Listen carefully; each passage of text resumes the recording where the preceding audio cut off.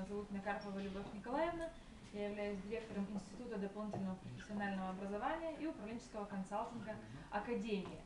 Многих из вас уже видела в силу того, что достаточно много программ у нас на базе Академии проходит для предпринимателей, для некоммерческих организаций.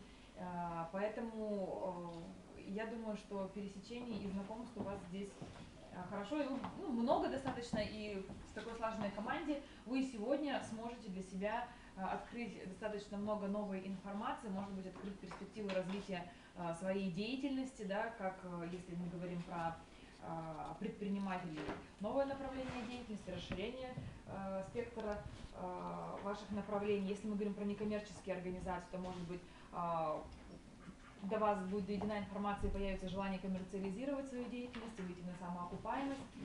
И все это проходит, скажем так, в рамках поддержки как раз таки и популяризации социального предпринимательства в Республике Коми, чем ЦИС, Центр инноваций социальной сферы, занимается уже на протяжении 2 лет. И вот мы с большим удовольствием, с большой радостью в этом году повторно выиграли конкурс на получение субсидий с федерального бюджета, да, и теперь вот в рамках данного субсидирования можем и будем осуществлять различные мероприятия, в том числе и образовательные.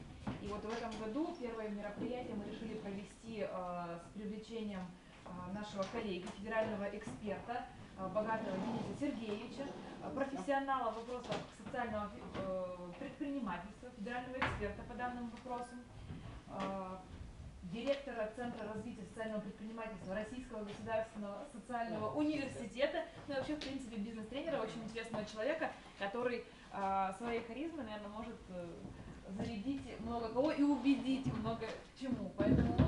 Я вставлю сразу. Я знаю, почему она так говорит. У них, оказывается, такая практика. Прежде чем тренера выпускать на общественность, они заставляют пройти психологический тест. Поэтому мы немножко и задержались, потому что я проходил психологический тест.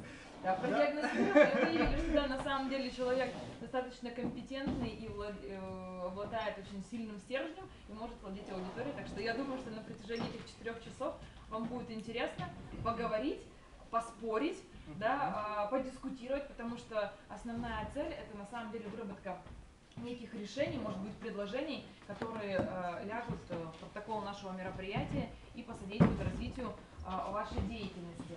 Поэтому, Денис Сергеевич, я передаю вам слово, да, чтобы долго не затягивать, потому что материала много, да. Хочется это все в интерактивном формате провести, чтобы не только услышать информацию, но и еще смогли сформировать некие навыки, которые вам могут пригодиться. Поэтому... Все, спасибо большое. Еще раз добрый вечер, уважаемые коллеги. Меня будет слышно на дальних рядах? Все нормально, я буду стараться максимально громко говорить. Мне в первую очередь приятно, что сегодня я могу присутствовать у вас здесь на вашем мероприятии и поделиться своим личным опытом, чтобы нам не мешало, я сразу все преграды наши убираю. Действительно, уже как сказали, есть определенный опыт, и мои все тренинги, все мои встречи, они основаны на личной какой-то деятельности, на работе, на том опыте, который я получал ранее. И я с удовольствием этим опытом всегда делюсь, стараюсь, чтобы моя какая-то практическая работа, мои наработки тоже были полезны. Я вас приветствую и хочу, чтобы мы сегодня с вами в течение всего этого периода ловили определенный позитив, расслабились в первую очередь. Мы с вами ни на экзаменах, ни на каких-то там тестах. Мы просто получаем удовольствие от дискуссии, от общения друг с другом и, в общем-то, от обсуждения одной из самых на сегодняшний день перспективных, интересных тем социального предпринимательства. Ну и начну я, наверное, в общем-то, со знакомства с вами. Обычно я работаю на меньших аудиториях, и мне удается почти, скажем, познакомиться, но учитывая, что сегодня нас много, я просто небольшим срезом сделаю. Давайте мы определимся сегодня, кто у нас участвует. Индивидуальные предприниматели или просто предприниматели, неважно какой формы. Если можно. Так, ну, я думаю, 30%. Спасибо. Некоммерческие организации, общественные организации. Ну, примерно так же, да, где-то в таком же. А остальные — это наши просто слушатели, заинтересованные лица, да, или там представители каких-нибудь, может быть, структур, государственных, образовательных, неважно. Самое главное, что в рамках нашей встречи мне будет интересно услышать и ваш конкретный опыт, как предпринимателей, работников сферы, да, оказания там услуг, не услуг, изготовления товаров, так и общественников. Потому что, в общем-то, сегодня социальное предпринимательство затрагивает как и одну сторону, так и вторую. Ну и, конечно же, почему именно я должен вам что-то вещать, говорить о том, что такое социальное предпринимательство, как им управлять, если вы захотите его использовать. Я еще раз представлю, наверное, свои интересы. В первую очередь у меня в моей профессиональной сегодняшней деятельности присутствует проектный менеджмент. И это очень тесно связано с предпринимательской деятельностью, потому что любой проект, на мой взгляд, и на взгляд многих специалистов, это проектное управление, грамотное ведение и реализация своего проекта. Ну и, безусловно, социальное проектирование, бизнес-планирование, информационные технологии в управлении. У меня есть отдельные тренинги по этому поводу, упрощающие и совершенствующие процесс работы любого предпринимателя. И одна из любимых тем – это публичные выступления, работа с аудиторией, выступления и проведение различных переговоров и тому подобное. Поэтому я постараюсь в течение сегодняшнего семинара, тренинга, просто встречи продемонстрировать и показать некоторые инструменты во всех этих областях моих интересов.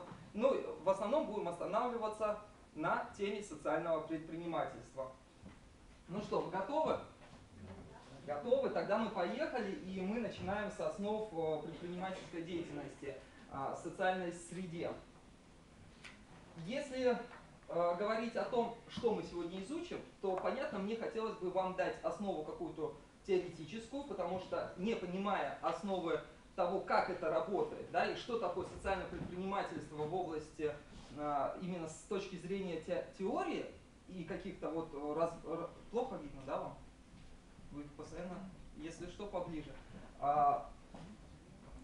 Не понимая теоретических аспектов этого направления, а мы все-таки говорим об этом как новом направлении экономического развития, нам будет сложно понять конкретные примеры, понять конкретные кейсы, реализованные на территории Российской Федерации. Это один из блоков нашей сегодняшней встречи, где мы посмотрим конкретные социальные предприниматели. Моя задача у вас что? Не научить социальному предпринимательству, а погрузить, дать как зерно, да, правильно сказать, посадить вот это зерно, которое в дальнейшем при вашем желании начнет прорастать. И всегда я начинаю свои встречи, свои тренинги с очень хороших слов. Эти слова работают полностью, на себе проверены. Может быть, кто-то из аудитории сейчас точно так же, прочитав их, подтвердит. Слова рождают мысли. Мысли рождают поступки, поступки рождают привычки. Привычки рождают нашу судьбу, и, соответственно, если мы меняем наши мысли, наше мышление, меняется наша судьба. Как обычно мы с вами мыслим? Вы когда сюда шли, какие у вас были мысли? Зачем? Получить знания. Вы для себя четко определили, получить знания. А зачем? Не задали вы себе вопрос? Конечно, задавала. Затем, чтобы использовать эти знания к своей цели. К выполнению своей цели. Цель есть. Да. Отлично. Вот это самое классное. Я с Денисом Богатым хотел познакомиться. Отлично. Спасибо. У кого какие еще были мысли? Наверняка были какие-то такие скептические настроения. Да, зачем идти? Вот. Но я все равно иду, да? Да, и я все равно пойду, потому что, ну, все же идут. Ну, может так. Есть еще мысли у кого-нибудь? Не стесняйтесь. Молодой человек, вы вот шли. Я? Нет, вот за вами, простите, и у вас... Нет, вот вы. Я шел, чтобы узнать что-то новое. А зачем? Вам не хватает жизни нового? Нет, чтобы применить это к своим целям. Цель тоже есть. Какая-то пока Неопределенно. неопределенная. Отлично. Коль я на вас тоже указал, скажите. Мне вообще интересно мероприятие такого рода. Ага. То есть цели никакой нет, просто вот пришли. У меня была цель. Я скажу. Давайте. Очень интересно. Я живу осознанно, И хочу, чтобы вокруг меня тоже люди жили осознанно каждый день и совершенствовались каждый день. И сюда я пришла за тем, что мне не хватает знаний, чтобы объяснить свою, аргументировать, объяснить свою точку зрения другим, что вот надо жить немножко по-другому, надо меняться, надо находить силы для этого. Как вас зовут? Людмила. Людмила, и вы общественник у нас? Ну да. Людмила, спасибо большое. Очень приятно, когда человек пытается создать вокруг себя, собрать людей, ауру, способную не только ей как-то совершенствоваться, но и при этом она старается, чтобы вокруг нее эти люди совершенствовались. И действительно, система работает. Мы, когда мысль меняем, мы, когда просыпаемся утром и говорим, о, как грустно, или там погода плохая, и все плохо, и на душе плохо, он так и будет. И день такой же будет. Грустный, печальный, без охоты жить и тому подобное. А когда мы просыпаемся и говорим, да ну что это погода, прекрасная погода, хочу, пусть будет идет дождь, но у меня настроение будет прекрасно. И оно действительно будет у вас прекрасно. Господа, я хочу отметить, что на самом деле таких личностей, которые в этой жизни добивались колоссальных успехов только при том, что они хотели и знали, чего они хотели, они добивались колоссальных успехов. Я вам сейчас приведу личности, которые добились колоссальных успехов, неважно в каком возрасте. И мне очень приятно, что Людмила пришла сегодня к нам, и со всеми нами она будет совершенствоваться и постигать новые вещи. Я вам сейчас приведу несколько... Знаете, товарищи? Попов. Нет. Нет. Ну, чтобы сильно вас не мучить, это тест. Какой-то физик. Да, все верно. Это Эдисон. Эдисон провел более 10 тысяч опытов. Он изобрел лампочку. Изобрел лампочку и провел более 10 тысяч опытов и исписал более 40 тысяч страниц. Представляете, колоссальный опыт, колоссальная сила воли изобретения. Но почему я его привожу? 10 тысяч опытов. Жажда добиться того, над чем он работает, да, чего он хочет достичь. То есть это колоссальная сила внутреннего стержня, который не позволяет ему прогнуться и сказать, ну не получилось у меня с 3-го раза, и уйти, да? Вот каждый из нас бы наверняка сейчас помнит, сколько он брался там за какое-то дело, и если оно там не получалось на раз 3-й, бросал это дело. Ну, личность, которая восхищает меня тем, что действительно 10 тысяч раз сделать опыты. Но одну поправочку, Ирина, я внесу. У него были такие опыты, которые заканчивались взрывами и неудачами, то есть разрушением всего. И после очередного взрыва в лаборатории его ассистент сказал, говорит, профессор, вы нас сейчас чуть не убили. Ну, не погубили, да, можно так сказать. На что сказал профессор, знаете что? Он сказал, теперь я знаю, что этот метод не работает. И пошел дальше делать. Вот это и отличает, да, наверное, целеустремленных, очень живых и знающих свою цель людей от людей, которые живут по потоку. Они не останавливаются, даже если они рискуют собственной жизнью. Хорошо, давайте я вам приведу еще один очень интересный пример. Наверняка вы эту милую женщину не знаете. Ну, я уверен, просто не знаете. Или знаете? Художник. Откуда вы узнали? Картина. Самая известная художница Америки, бабушка Мозес. Как вы думаете, чем она известна? То, что она бабушка и пишет картины. Что она мудрая. Мудрая. Хорошо. Знаете, в чем фишка? Как? Очень правильно. Всю жизнь она работала и трудилась в сельском хозяйстве. Жила бедно, семья бедствовала, по сути дела. И она всю жизнь отдала на то, чтобы взрастить своих детей, на то, чтобы зарабатывать и каким-то образом существовать в этом мире. У нее была очень тяжелая жизнь, и когда, в общем-то, она достигла очень зрелого возраста, дочка ей подарила мольберт, краски, и она начала рисовать. В 76 лет. 101 год умерла, и при этом создала более 1600 картин и рисунков. Понимаете, колоссальная какая штука происходит? Когда мы занимаемся любимым делом, когда мы получаем удовольствие от того, чем мы занимаемся, мы получаем энергию для того, чтобы жить и творить дальше. Я всегда, когда работаю с социальными предпринимателями, когда разговариваю с ними, я говорю, вы уникальные люди. По одной простой причине, что они занимаются самопожертвованием, по сути дела, жертвуют свое личное время, ресурсы, средства, неважно что, но они от этого кайфуют. Они не останавливаются перед своими препятствиями, которые, как правило, чиновники и все остальные им устраивают, а они двигаются вперед и достигают своих целей. И вот бабушка Мозис, милая женщина, продлила свою жизнь после тяжелого, очень сложного периода своей жизни еще на 25 лет. Но это колоссально. Полковник Сандерс. KFC. KFC, все верно. Вы знакомы с его историей, биографией? Ну, как бы интересно очень человек, на самом деле. Полностью нет, но...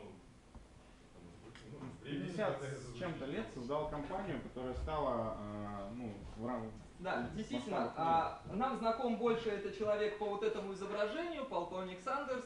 В 65 лет он стал, в общем-то, одним из самых богатых человеков мира, людей, да?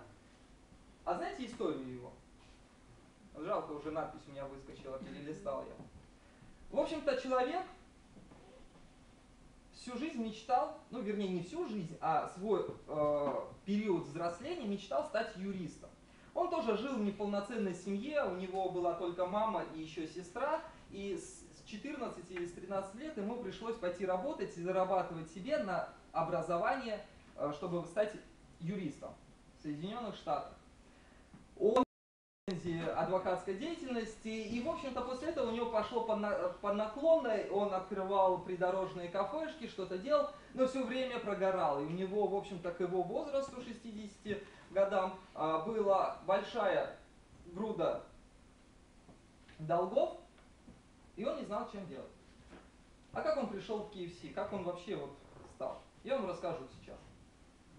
В один из прекрасных моментов он вспомнил, что у него есть прекрасный рецепт приготовления куриных крылышек. И он подумал, а дай-ка я пойду и продам этот рецепт своим в ресторанам. Да, там. И этот ресторан купит у меня этот рецепт, и я еще буду получать какие-то дивиденды с использованием моего рецепта. Минуточку. 1006 ресторанов. Вообще нереальная цифра. 1006 ресторанов он проехал, и в каждом из этих ресторанов ему говорили, иди нафиг, идиот. Ну, согласитесь, у нас бы точно так же и получилось, да? Придя в любой ресторан, скажи, вот у меня рецепт, купите его, еще платите мне. Что мы бы получили? Мы получили бы такой же ответ. Но человек не сдался. Он на своем стареньком джипе американском передвигался из одного ресторана в другой, и в итоге он добился. И этот человек стал самым знаменитым, самым известным, самым богатым человеком мира. И до сих пор он живет очень скромно. И таких личностей из истории можно приводить колоссальное множество. Неважно в каком возрасте, неважно при каких обстоятельствах вы начинаете себя развивать, вы начинаете добиваться своих целей. Самое важное, что поставить цель грамотно. Об этом мы сегодня тоже будем говорить. Еще пару примеров. Да? Всем известный Пифагор, в 60 лет он создал свою школу. Чингисхан в 51 год объединил свою армию. Великий Юлий Цезарь только в 51 год перешел Рубикон. То есть вы понимаете силу и мощь этих личностей, которые в принципе добивались своих целей, несмотря на те обстоятельства, в которых они оказывались, возрастных, невозрастных, материальных и так далее. Главное что? Знать, куда мы идем. И знать, чего мы хотим. Это такая была вводная часть, вас немножко взбодрить. и заставить немножко подумать о том, а куда же мы с вами, или конкретно вы, двигаетесь для себя лично. То есть это такая промежуточная ступенька. В общем-то, завтра, когда все будет хорошо, мы забудем об этом. Я Ну, думаю, что социальное... как вариант, почему нет? Я думаю, социальное предпринимательство – это вид деятельности, который все-таки направлен на улучшение каких-то социальных, ну как сказать, Качество жизни. да, качество жизни. То есть социальное – это вообще социум, да, человек, личность. И решение проблем каких-то масс личностей. Я думаю, что тезис решения проблем Да. все-таки масс. Да. То Социальных есть мы проблем. ставим во главу угла человека. Главный человек. Но каким образом тогда у нас... Деньги, средства. То есть государство будет платить предпринимателю, который решит выполнять те самые функции. Я думаю, так. Для чего тогда государство? Потому что не все государство может охватить, и потом есть предприимчивые, правда, граждане, да, которые могли бы выполнять более эффективно какие-то функции вот эти вот. То есть у нас получается качество.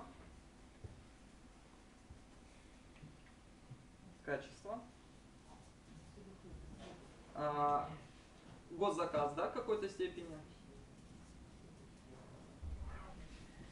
То есть социальный предприниматель... Необходимость, ну, как сказать, это необходимость социальная. На сегодня. И навсегда. востребованность, да, можно так Востребованность, да. сказать. Социального эффекта, то социальные предприниматели, не зря же я сказал о том, что это уникальные люди, а у них в их головушках все-таки стоит в первую очередь социальный эффект. Это люди, которые сердцем горят за то, чтобы решить свои и окружающих социальные проблемы. Я немножко опять проговорился, и теперь уже не буду задавать вам вопрос. Люди, социальные предприниматели, это люди, которые в какой-то степени столкнулись сами с этой социальной проблемой. Не просто так пришли, вот сейчас любого из вас возьми и скажи, занимайся социальным предпринимательством. Нет, если у вас нет собственной какой-то социальной проблемы, вы никогда ее не начнете решать. Согласитесь? Все правильно. Правильно. Я подтверждаю это. Не встречалась, наверное, с такой проблемой. Можно я вот спрошу? А я подтверждаю. Вот я сам родом с Ижинского района, с деревни. Ижинский район это вот в республике Коми у нас на севере. И там есть, получается, населенный пункт, который удален от районного центра. А там живут в основном пенсионеры, как бы, ну, люди, которые, молодежь уезжает в город, учится, потом остается работать в городе, а там остаются пенсионеры. И один предприниматель купил лодку, а добраться до райцентра можно только по речке. И он зарабатывает деньги на решение социальной проблемы добраться до райцентра. Это социальное предпринимательство? Вопрос в другом. Зарабатывать деньги, это доступная услуга? Да, доступная, вполне. То есть каждый может себе позволить. Воспользуются. Могут, да? Если пользуются, конечно. Да. В таком случае, да. То есть есть конкретно социальная проблема, вот этот кризис, да, кризис.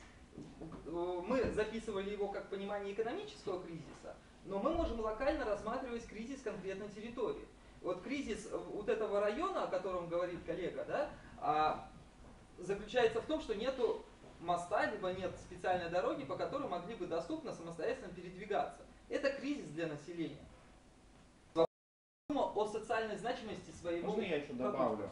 Государство несколько лет пыталось решить эту проблему, выделяло субсидии на покупку техники, АТП, и вот все вот было так, то техника это ломается, то там она там еще что-то, ну то есть куча проблем, которые решает государство, да, и когда на рынок зашел, ну именно этот предприниматель, про проблемы все забыли, то есть, ну, то, что там лодка не работает, потому что предприниматель, он в первую очередь отвечает за ту услугу, которую он оказывает. Качественный заказ, госзаказ, по сути, да, и востребованность. Вот ключевые моменты, которые мы даже вам сказали. Ну и услуга в момент кризиса. Направление только в России. В Европе, в Соединенных Штатах социальное предпринимательство развивается достаточно давно. Еще с прошлого века, с 60-х годов, социальное предпринимательство вошло в обиход и начало, в общем-то, там активно развиваться. Не знаю, по этой ли причине у них более развитые экономики, либо нет. Скорее всего, тоже выстраивалась какая-то система. Но в нашей стране это только зарождается. А в некоторых странах это уже работает и приносит хороший доход. Давайте посмотрим.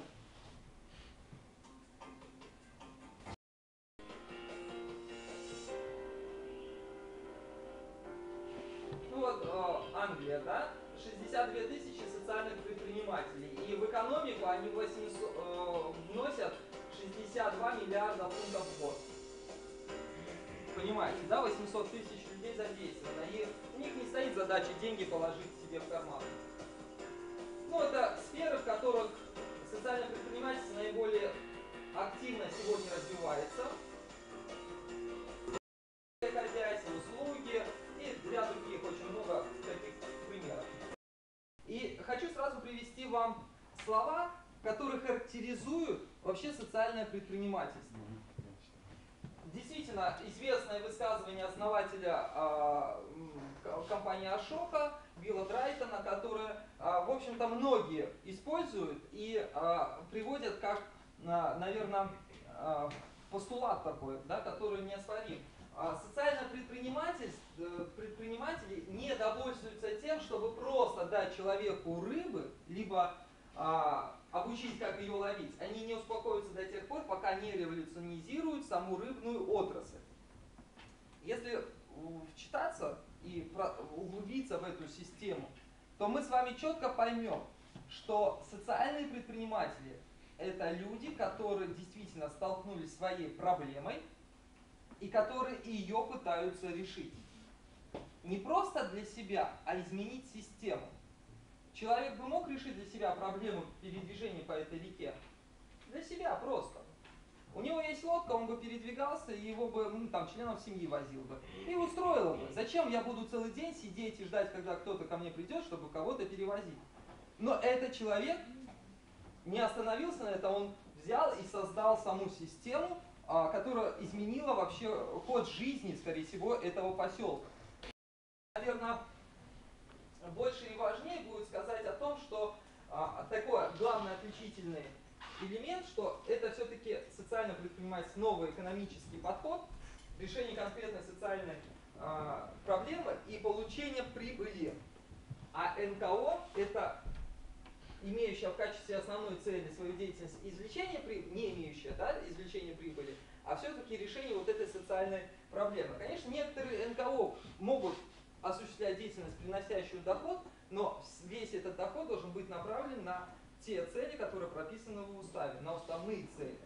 Но определение определением, а есть вот конкретная такая картинка, я специально ее показал в сравнительности, чтобы вы могли увидеть, какой эффект экономический или неэкономический у нас получается. Есть какие-то общие моменты, там рабочие места, они одинаковые, да? Решение социальных проблем тоже одинаковые.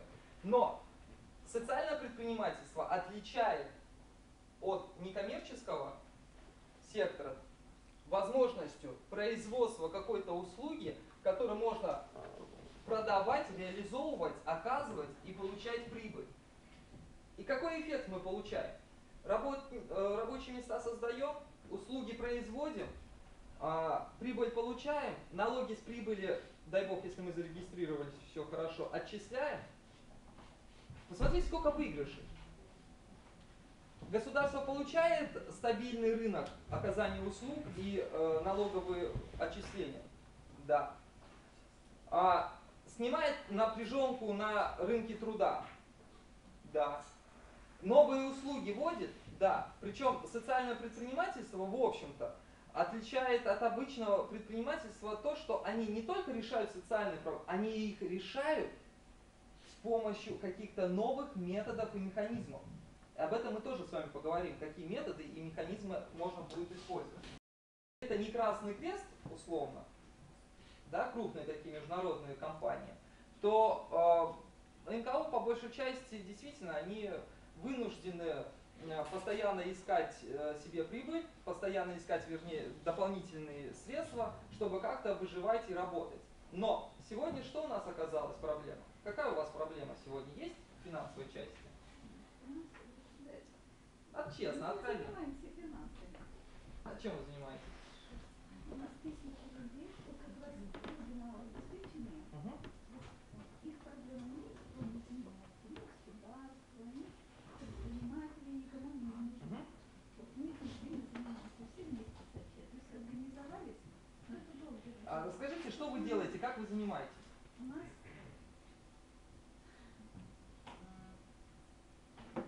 коми, региональное, общественное движение, социально полезной помощи, социальной, общественно полезной помощи людям, попавшим в сложную жизненную ситуацию. Хорошо. Скажите конкретно, что вот есть у меня семья социально незащищенная, что конкретно для нее вы можете сделать? Делается абсолютно все. Значит, мы не занимаемся реальным сексуальным услуг, не занимаемся криминалом. Все остальное, что в жизни есть, все у нас есть. Ей нужны деньги на то, чтобы ребенка отдать в школу условно или в детский садик. Как вы ей поможете? Я ее подготовлю профессионально, рекомендую на работу, ее возьмут, она будет зарабатывать и решать свои проблемы. Хорошо, если такая есть уверенность, что ее возьмут на работу, а если не возьмут? Нет, возьмут. Если она ленивая. Да, не хочу я работать. Да. Пьющая, Вы ребенка отказываете, надо. получается, да? Нет, если она ленивая, она что-нибудь умеет хорошо делать. И вот в чем она талантливая, в чем у нее призвание есть, я ее еще подготовлю, рекомендую, она будет заниматься любимой работой, она будет говорить, я хожу на работу каждый день, как на праздник, она постарается так работать, чтобы ее не выгнали, чтобы Бросить. организацию поддержать, чтобы хорошая репутация была обязательно. Хорошо. И к нам будут все время обращаться люди. Как к вам можно обращаться? Галина Ильинична. Галина Ильинична, понятная ситуация. Еще буквально отвлекемся один момент, чтобы мне была понятна ситуация и могли бы дальше работать. Скажите средний возраст ваших участников, вашей общественной организации. Ну, от 12, 13, 14 лет, которые обращаются, это дети, которые научились... Нет, работают, именно работают, не и до потребители. 85-6. Не потребители, а именно те люди, которые оказывают услуги. То есть человек 12-13 лет может оказать консультационную услугу пьющей женщине, женщине, которая оказалась в сложной ситуации, и сказать, как ей нужно пойти и работать. Нет, она может пойти и принести вам не понимаю вопрос. молоко. Я понял, да. Или помыть пол, или просто пообщаться, или послушать. К сожалению, это использование детского труда. Законодательством у нас это запрещено. Ничего личного, это просто уточнение информации, и привожу пример. Уберем ребенка 12-13 лет, пусть она учится лучше и... Она может прочитать стихи. Вы знаете, что это такая неправильная позиция, мы все выросли в труде, все, с 5 лет. Как только научились, и даже моложе, там принеси тапочки, принеси то, принеси все, и мы выросли в труде. Труд это самое воспитание. Я знаю. И говорить, что вот мне говорит 12-летний подросток, мой внук, говорит, я еще ребенок. Да ты что, говорю? Мои дети начали зарабатывать еще, не окончив детский сад. Ну, потому что жизнь такая была в 90-е годы. Дело в том, что они не стали хуже от этого. Конечно. И я тоже вот начала нянчить в 5 лет, но я получила несколько высших образований и так далее, и школа не страдала. Чем больше человек занят, тем он больше ценит время. Согласен. И тем он больше он успевает. Согласен. И труд говорить, что 12 лет ребенок не может, он и ребенок, и ему не надо трудиться, это вот огромная ошибка. Многих. Я понял. Вы меня неправильно поняли. Я просто решил человека не трогать этого ребенка, а взять просто среднестатистического, я думаю, лет 60 у вас волонтер, лет 60, да? И 70. Средний возраст 60-70 лет. И вот посмотрите, неужели человеку в 60-70 лет не интересно еще к своей пенсии иметь дополнительный какой-то заработок, небольшой? Ведь вы же можете оказывать эти услуги еще и по заказу государства, да, которое, по сути дела, у нас социальное государство должно это оказывать. Она не должна идти в общественную организацию, она должна идти в соцзащиту и получать квалифицированную услугу. Ведь мы же не знаем, насколько квалифицированы ваши специалисты, которые консультируют ее, и нет никакой уверенности, что после этой консультации она не пойдет и не выбросится. Они не консультируют, они оказывают услугу, потому что это врач, Это специалисты. Здесь работают специалисты. Все. Спасибо большое, коллеги. Мы на кейсах будем останавливаться тогда более детально. Конечно. Конечно. Спасибо. Спасибо, что пришли. Останавливаться подробно не буду. Я хочу просто развести два понятия. Мы не говорим сегодня о некоммерческих организациях. Мы говорим сегодня о предпринимательстве, которое направлено на решение социальной проблемы.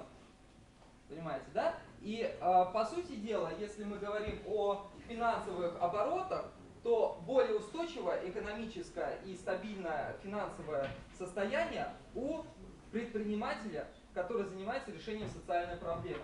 И как работает вообще социальное предпринимательство? Давайте по теории немножечко вам расскажу. Социальное предпринимательство использует два компонента. Это предпринимательский подход и инновационный подход в решении социальной проблемы. Используется несколько ресурсов, человеческие, финансовые, но эта комбинация ресурсов дает новый продукт, который позволяет выходить нам на самовоспроизводящийся механизм производства социального блага. Опять же, сразу на примере расскажу. Мы с вами столкнулись в 2008 году с кризисом экономическим, глобальным кризисом. Помните все, да? Первая волна там, тому подобное. Была проблема нехватки мест в государственных дошкольных образовательных учреждениях. Каким образом стало государство решать эту проблему? Вот здесь как раз и пошел госзаказ на то, что можно было открывать группы дневного пребывания для детей и предоставлять возможность родителям идти работать. Зарабатывать, подрабатывать, но при этом решалась проблема с нехваткой мест в государственных учреждениях дошкольного образования и решалась вопрос финансовый этих семей. Не у каждой семьи есть бабушки, не у каждой есть дедушка там, или кто-то из родных, который бы позволил себе. Вот вам хороший пример комбинации предпринимательского сектора, да, или там предпринимательского направления и инновационного подхода, что открыли группы дневного пребывания. Раньше мы вообще, наверное, и думать не могли о том, что может быть частный детский сад. Да? Что вообще это за такое? А ведь сегодня частный детский сад, благодаря инновационным методам, позволяет настолько уровень подготовки детей дошкольного возраста повысить, или использовать какие-то новые методики, там, различные, там, Монтессори систему, ряд других, которые позволяют ребенка достаточно качественно подготовить там, к самостоятельной жизни. Что благодаря материнскому капиталу, благодаря другим методам, говоря о том, что мало детей рождается, оно не просчитало, что дети ведь родятся, их надо куда-то устраивать. И эти детские сады, которых было достаточно в советское время, они передали разным структурам. То есть государство, то, что оно профукало, как можно сказать, ну, в общем, неграмотно управляло, оно решило съехать вот на этом, дало госзаказ частным лицам, вот решите, пожалуйста, нашу проблему. Мы не додумались, мы не знали, мы дальше не посмотрели, мы дальше своего носа не видели. И поэтому вот, пожалуйста, помогите. То есть и сейчас детские сады, вот эти частные, кто туда ходит? Опять разделение детей. Ходят те, кто или последние деньги дает, потому что он осознает, что ребенка надо развивать, или же у него достаточно денег, чтобы водить в детский сад, где-то занимается с ним чуть ли не отдельно, чуть ли не индивидуально. Это расхождение опять, у меня, у бедной, ходит в обычный детский сад, где группа чуть ли не 30 человек серебут и так далее, а у соседа ходит в группу, где с ним одним занимаются, у него есть деньги, чтобы это обеспечить. Это опять расслоение уже начинается с разные ступени, нет, разные у детей не только родились, подождите, у них только родились, а у них уже разные возможности. Они уже, один идет туда, где бедные, нищие, а другой идет туда, в золотую молодежь. Спасибо.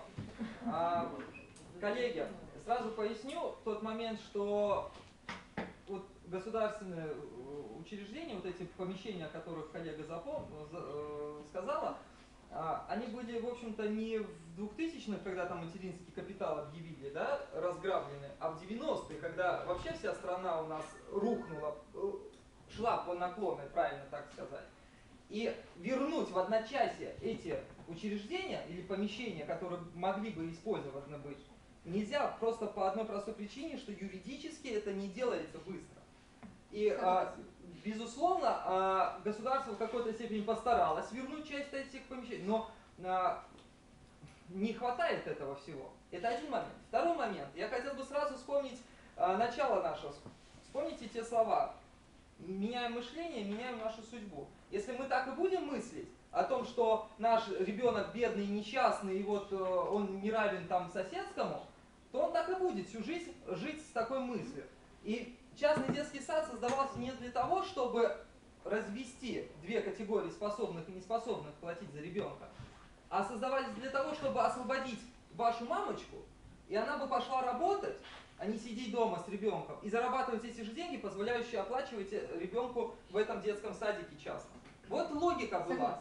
Вот логика. И пойду дальше, поскольку это частные, да, они постоянно находятся в конкурентной среде. Они должны четко заботиться о методике, схеме, там, механизме работы своей. И государством, между прочим, предусмотрена система лицензированным детским садиком, имеющим лицензию, компенсировать часть затрат родительских на пребывание этого ребенка в детском садике. И я делал расчеты, но правда по другому региону, не по вашему региону, по другому региону.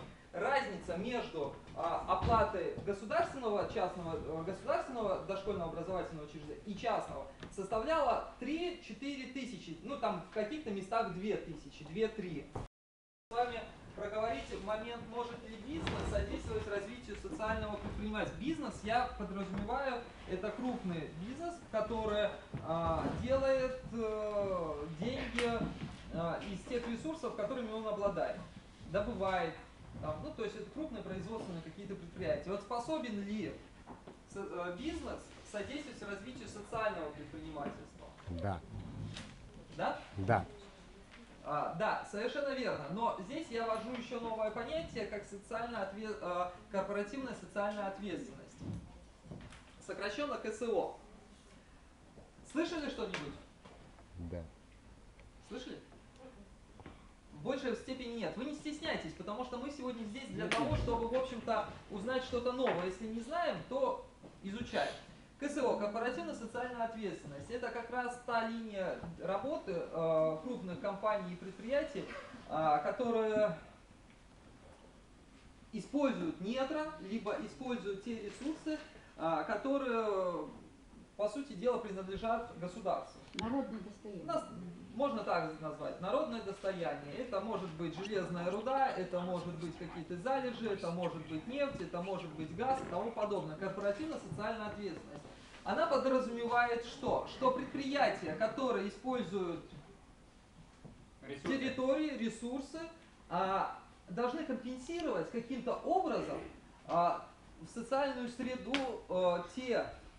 ту прибыль, которую они получают, в общем-то, от этих ресурсов. Но сегодня крупные предприятия, компании понимают, что просто инвестировать деньги в развитие территории, это уже не совсем достаточно. Потому что, конечно, они, во-первых, их инвестируют на территориях своего присутствия. Это однозначно, они не будут, если они добывают железную руду на одной территории, а деньги будут вкладывать в развитие другой территории, это не их вообще интересы и не их логика. Они будут, конечно, инвестировать на территорию, где они присутствуют, чтобы компенсировать те экологические элементы там, негативные, которые они производят и тому подобное. Но не просто вложить деньги в развитие, а вложить эти деньги, чтобы они работали, чтобы они постоянно самовоспроизводились, как говорится. И отвечая на этот вопрос, безусловно, можно и точно можно сказать, что крупные компании, крупные предприятия способны делать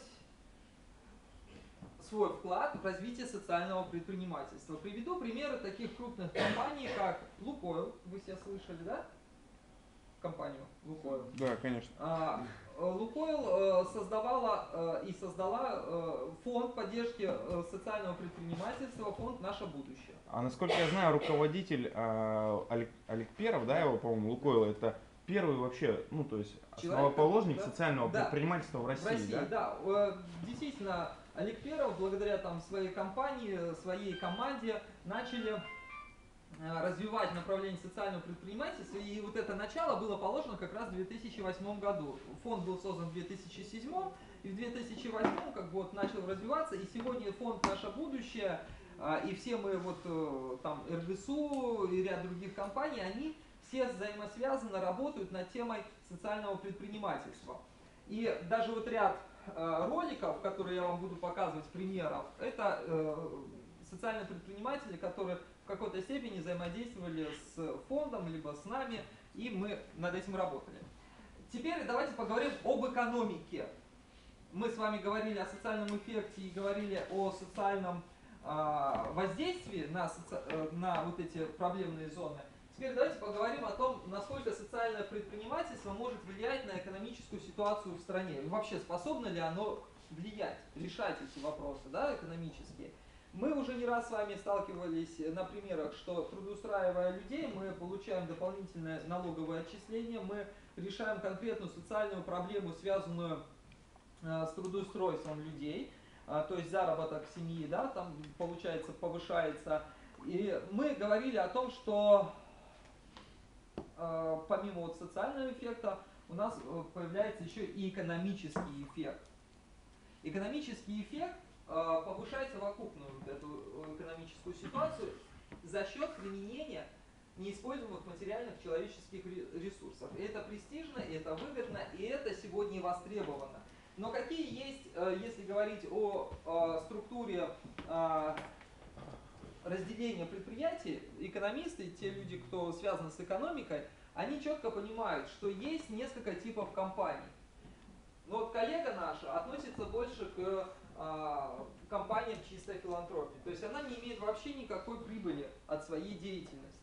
Она жертвует своим временем, она жертвует своими ресурсами, и, в общем-то, у нее что? Мотив какой? Добрая воля. Менять мир. Правильно я говорю? Есть компании, которые основаны чисто на коммерческой основе. Работают чисто на коммерческой ветке развития. Какая? Личная выгода. Мотив – личная выгода. Но есть и гибридная система организации. Это как раз и есть сочетание благотворительности и коммерческой деятельности. И в начале, в самом развитии социального предпринимательства многие говорили, что социальное предпринимательство имеет очень тонкую такую прослойку, стеночку между благотворительностью и предпринимательской деятельностью, бизнесом. И практически непонятно, в какой момент ты занимаешься благотворительностью, а в какой момент ты занимаешься бизнесом. И вот гибридная система, группа, организация, она определяет смешанный мотив, то есть у него есть и элемент зарабатывать деньги, и элемент воспроизводить какое-то социальное благо, добрую волю, и определяет сочетание миссии рынка, те методы, которые он будет использовать для того, чтобы его компания существовала. Какие методы, какие социальные могут быть там, миссии? Он понимает, что сегодня моя миссия помочь инвалидам, и при этом у него есть четкое понимание того, чтобы помогать, я должен зарабатывать, я должен давать зарплату людям. Соответственно, вот девушка ко мне подходила, как вас? Евгения. Евгения, у нее есть миссия, скорее всего, какая-то, сделать более здоровую нацию за счет оказания медицинских услуг, потому что она сама специалист-медик, в сфере восстановительной там, физкультуры, массажа и тому подобное. По сути дела, ведь она действительно может решать эту проблему социальную. Можно? Да. Я вхожу в состав инициативной группы по созданию реабилитационного центра для детей от 0 до 5 лет. Я могу тебя познакомить с этими людьми. Вот так и рождается у нас вот это сообщество социальных предпринимателей. Вот коллега тоже перед началом подошла, сказала, говорит, нашла уже себе клиента, тоже попросили помочь в присмотр. Так вот, конечно, у нее миссия сделать мир лучше, там, здоровую нацию, но когда она это начнет реализовывать, она столкнется с массой проблем, которые требуют ее затрат. И она должна будет найти еще и способность из своих благих целей найти момент, где она может зарабатывать деньги. Я просто к чему? Я сейчас не хочу вас углублять в экономическую теорию и типов организации, просто вы должны понимать для себя, что социальное предпринимательство имеет гибридную систему организации своей деятельности. И, конечно, можно говорить много о проблемах, но, в общем-то, дело не то, как эту проблему сформулировать, а главное, в общем-то, поставить грамотно цель по решению этой проблемы. И в связи с этим сегодня в Российской Федерации создается такая система развития и поддержки социального предпринимательства, как сеть центров инноваций социальной сферы. В общем-то, благодаря кому сегодня мы все собираемся. Это та инфраструктурная площадка, которая способна и имеет возможность давать вам, помимо образовательных, консультационные услуги, методические какие-то менторские моменты, сопровождать вас, продвигать и помогать вам грамотно достигать своих целей. И вообще тема ЦИСов, она уже давно идет, с 2013 года. По России сегодня работает 18 регионов по методике Центров инноваций социальной сферы. И в том числе крупные компании, возвращаясь к вопросу, способен ли крупный бизнес содействовать развитию социального предпринимательства, точно так же создают свои центры инноваций социальной сферы. Я вам покажу видеоролик компании «Русал», одной из крупнейших компаний России, которая создала на своей территории присутствия сеть центров инноваций социальной сферы. Но в данном случае я вам показываю не «Русал», а рассказываю, и там хорошо показано, чем занимается Центр инноваций социальной сферы. Чтобы вы знали, будущие те, кто захотят заниматься социальным предпринимательством, знали, к чему и с кем вы можете работать. Хорошо? Немножечко так. Я со звуком переживаю. Мероприятие «Инфраструктурная поддержка». Сегодня вот мы как раз на круглом столе обсуждали, как в Республике Коми вот это все аккумулировать, как это можно все создать. И в принципе нашли решение. Я надеюсь, что так оно и дальше будет развиваться, что и бизнес-инкубатор подключится и будет взаимодействие выстраивать, предоставляя вам на льготных условиях там офисные помещения, и ресурсный центр, да, был второй? Центр развития предпринимательства тоже подключится со своими ресурсными возможностями. И самое главное, что вы, как социальный предприниматель, надеюсь, будущее, те, кто загорятся, у кого лампочка вот эта сверху загорится, да, в итоге, они будут знать и понимать, к кому обращаться и с кем работать. Вот это очень важно. И мы хотим создать сеть центров инноваций социальной сферы по всей России, позволяющие координировать эту работу, комплексно подходить к тому, чтобы вы получали те знания, ту помощь, которая востребована будет на тот момент, и создать такие центры комплексного такого обслуживания. Но это вторая тема, не буду вас грузить этой штукой, но хочу отметить, что вот этот спектр услуг, которые сегодня Центр инноваций социальной сферы бесплатно, безвозмездно для вас осуществляет полностью для того, чтобы вы развивались. Я правильно говорю, Любовь? Да, я бы еще хотела немножко этот акцент расставить на того, в чем преимущество, да, для социальных предпринимателей и почему, может быть, это может быть вам интересно дополнительно, потому что, по сути, ряд тех услуг, за которыми вы обращаетесь за деньги, там, бухгалтерское сопровождение, юридическое сопровождение, да, участие там при обеспечении государственных и муниципальных нужд, закупках, да, менеджмент, делопроизводства, в принципе, специалисты Центра инноваций социальной сферы готовы вам предоставить и обеспечить. То есть ваше полностью сопровождение. Это тоже, с одной стороны, экономия ваших денежных средств, вам не нужно кому-то платить на стороне, а с другой стороны, это некое обучение и формирование своих профессиональных компетенций по этим вопросам. Бесплатно? Да, и это бесплатно. Без оплаты. А? Это не бесплатно, но для вас Без безоплатно. оплаты, Это, да. это компенсируется за счет средств федерального бюджета. То есть каждая консультация, за которую вы обращаетесь, по идее она стоит денег, безусловно, но для вас она бесплатна, так как бюджет за это платит.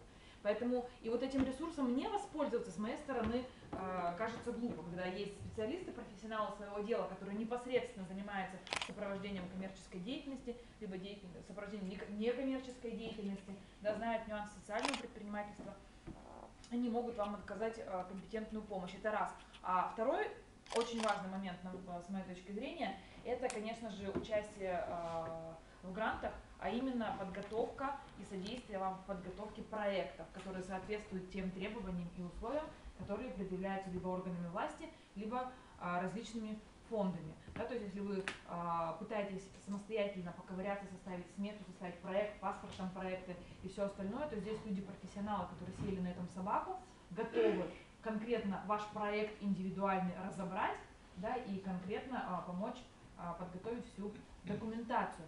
Помимо тех специалистов, которые работают в Центре инноваций социальной сферы, то есть две штатные единицы, и они в доступе 8 часов, да, с 9 до 17,5 дней в неделю, также у нас у Центра инноваций социальной сферы заключены договора с узкоспециализированными экспертами, которые также в индивидуальном порядке могут с вами работать, соответственно, по тем или иным вопросам, уже немножко в другом ракурсе. То есть возможностей достаточно много, и мне кажется, что этим нужно обязательно воспользоваться. И вот этот Центр инноваций социальной сферы базируется здесь, я понимаю, в Академии?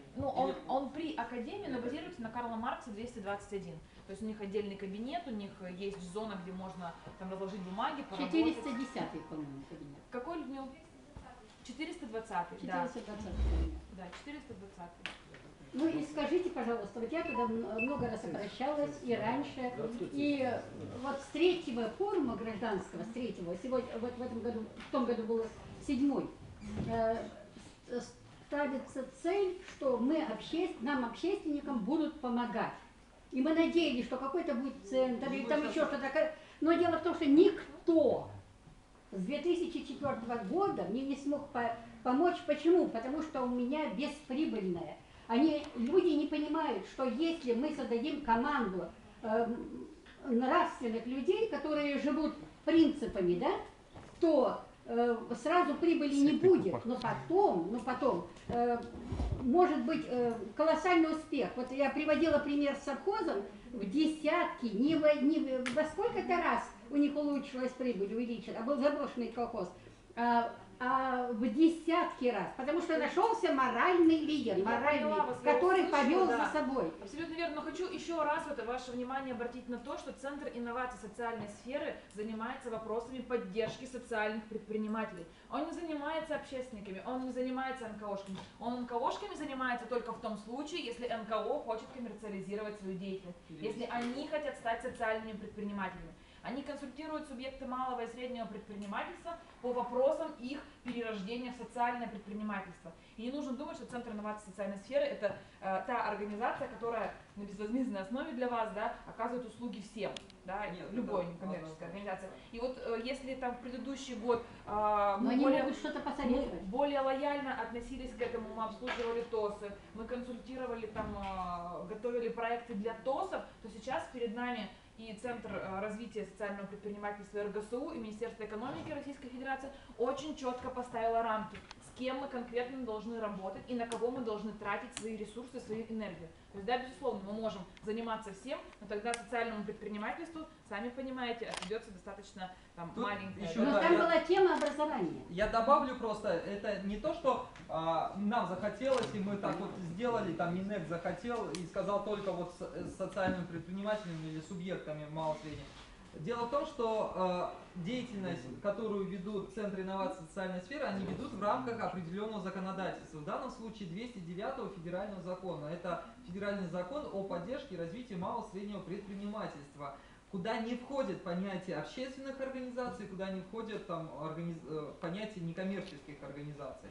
В связи с этим у них просто в KPI нету такого пункта, как поддержка или там развитие некоммерческих Либо организаций. это не то, что даже в KPI нет, это получается Нецелесообразное использование федеральных средств, когда мы, получая деньги за консультации, да, социальных Совсем предпринимателей, оказываем консультации абсолютно другим категориям организаций, там, либо граждан. И тут вот за этим нужно очень четко смотреть, потому что нам это в результате выйдет дороже. Это уже не ФЗ, это уже УК. Это уже да. Да, поэтому вот сейчас мы очень... той территории, где они находятся, зная всю экономическую, социальную ситуацию на месте, могли адекватно оценить, насколько это будет востребовано. Да, Мы ну, просто к этому я думаю, что подошли. Денис Сергеевич уже говорил, да, о том, что это решение социальных проблем. Сегодня это может быть проблемой, Да. а завтра это уже не проблема. Да. Поэтому вот инициатор РГСУ является социологического исследования территории Республики Коми. И мы на каждой территории, то есть в каждом органе местного самоуправления, попытаемся выявить те социальные проблемы, которые существуют там. Потому что, может, в Сыктывкаре это проблема, да, а в Усть-Имском районе это не Это проблема. не И в результате, там, готовя проекты и заявляясь на поддержку, чтобы не получилось у нас эффект обманутых надежд. Да, когда нам, да. мы Уточните вопрос еще. вкладываем одно, а получаем другое. Скажите, пожалуйста, вот если, допустим, к вам обратился, ну, какой-нибудь гражданин, да, со своим вопросом, то есть относится ли это к социальному предпринимательству, и ему ответили, что нет, не относится. Может быть, ему предложат что-то? Вот Безусловно, есть то есть да? это консультирование не только социальных предпринимателей, но и лиц, желающих заниматься социальным предпринимательством. Это может быть консультирование некоммерческих организаций, которые хотят перейти в социальное предпринимательство и развиваться в этом направлении. То есть варианты какие-то могут предложить, что у нас Да. вот актуально на сегодняшний день в Ну, Сыктывкаре, вот скажем, системно мы хотим построить в этом году работу именно таким образом. да? Потому что это не просто, да, ответ на запрос, а это еще и некая там пост-работа и направление, ну, то же самое менторство, да. Потому что на самом деле грани очень Можно тонкие. вот я прокомментирую это? Я обратилась в ЦИС, в общем, на Карла Маркса, да, и ну, рассказала о себе, они уже меня знают, эти девушки. И что они мне предложили? Я говорю, я вот хочу вкладывать в село свое Кыркич. У нас было известное село, там много ушли с этого села на войну. Там был клуб большой, там вот она, так, и мне дали что? Мне сказали, что ну вот у нас есть проект на установку памятника погибшим, например. Там очень много... Так, подождите минуту. Вот я хочу сказать, что мне предложили памятник. Конечно, это входит, нет, это входит в мои задачи. Это почему? Потому что бессмертный полк мы все поддерживаем, все за. И памятник в своем родном селе Кыркиш, где у нас стоит там 150-летний дом, нет, Кыркиш, в Кишпогорском районе, памятник воинам, а там огромнейшее кладбище, и оно всегда ухоженное, значит, люди туда приезжают, за могилами ухаживают. То есть это село, которое можно возродить. Но, конечно, можно начать с памятника погибшим. Но это только очень маленькую часть решает. Я здесь поняла следующее. Вот, например, я курю, выпиваю, там, гуляю, например, да, я родила ребенка, у меня ребенок инвалид родился, моего ребенка вынашивают. Значит, вы выпиваете, ну, потому что, чтобы вам спокойнее было жить, вы курите, но, а мы создадим организацию, которая будет, вы родите вот этих недоношенных, там, больных детей, а мы будем их вынашивать, мы их будем помогать, чтобы они выжили и так далее. А вы живите так, как вы живете. Нет, То есть вот, то есть есть вот, нет, это в принципе, я говорю, это образный такой пример, образный. То есть это не, я, может быть, неудачно взяла, но дело в том, что надо решать коренные вопросы, коренные, фундамент, а фундамент строится на Я понимаю, морали. но если вот конкретно рассматривать вашу ситуацию, ваше обращение, когда вам сказали, что есть некий конкурс, да, либо там, возможно, Да, мне субсидию, грант именно вот на это, ведь не ЦИС устанавливает, кому выдавать, всего, да? это даже не это ЦИС, органы, это не ЦИС это даже органы или власти, либо что-то. какие-то фонды, это какие-то фонды, которые именно по этой теме выделяют денежные средства. Поэтому мои коллеги вам, наверное, и предложили перечень это тех хорошо, проектов, это на что хорошо. можно получить деньги. Давайте, все, Поэтому коллеги, закрываем тему, мы отвлекаемся. Потом, ладно, 2 минуты. ЦИС не мог предложить памятник, это совсем не повод. Уважаемые коллеги, я специально сейчас быстренько так перелистну примеры, потому что перед примерами я хочу сказать о целях и вообще о проектном менеджменте. Да? Поскольку все-таки я надеюсь, что вашей деятельности, те, кто ведут сегодня коммерческую деятельность, предпринимательскую, но не социальную, родится какая-то, может, все равно идея, мысль, которая будет востребована для решения социальной проблемы. И вот сегодня очень актуальна и востребована система проектного менеджмента, позволяющая очень грамотно, аккуратно и качественно реализовать свои проекты. Я вам не буду давать курс проектного менеджмента, это отдельный тренинг, но я вам хочу рассказать о постановке цели. Вообще, я считаю так, что в любой деятельности, даже просто в принципе большинство происходит в жизни, да, как мы работаем в компаниях, мы не понимаем, что делать, там, делают наши сотрудники, мы не понимаем, куда мы двигаемся, какой стратегический план, какие дальнейшие шаги и тому подобное. Именно проектный менеджмент позволяет избавиться от этой всей суеты и четко выстроить технологию реализации проекта. Для начального этапа, в общем-то, вам главное просто понимать цель. Я вам сейчас, давайте начнем с того, что такое проект, по вашему мнению, быстренько, и потом перейдем к цели. Это ожидаемый результат. Ожидаемый результат. Давайте, да, пусть будет результат. Ожидаемый. Ожидаемый. Ну, он, результат в итоге будет. Продукт.